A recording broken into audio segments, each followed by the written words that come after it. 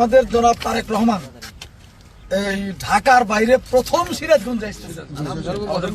আমাদের কিন্তু এটা আমাদের জন্য অনেক বড় প্রাপ্তি। আর বিশেষ করে আপনাদের কালিয়াহরিপুর ইউনিয়নে আসতেছে। হ্যাঁ, যদিও সিরাজগঞ্জ জেলায়, কিন্তু এটা সৈয়দাবাদ কালিয়াহরিপুর ইউনিয়ন। আমাদের একটা টার্গেট আছে, এখানে দেশটির বেগম খালেদা জিয়ার জন্য দোয়া করবে। হ্যাঁ, তার রুহের মাগফিরাত কামনা করা হবে। সেই জন্য এই এলাকার যত মাদ্রাসা আছে, পুরা সিরাজগঞ্জ জেলার যত মাদ্রাসা আছে, সকল মাদ্রাসার শিক্ষক এবং ছাত্রদেরকে হাজির করতে হবে।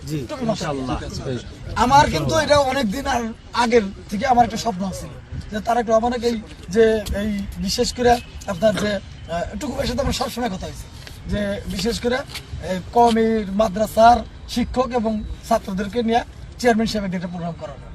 সবকিছু মিলিয়ে দিচ্ছে কিন্তু আল্লাহ, যেহেতু আল্লাহ মিলিয়ে দিচ্ছেন, অতএব আপনাদেরকে কিন্তু অর্গানাইজটা ওইভাবেই করতে হবে।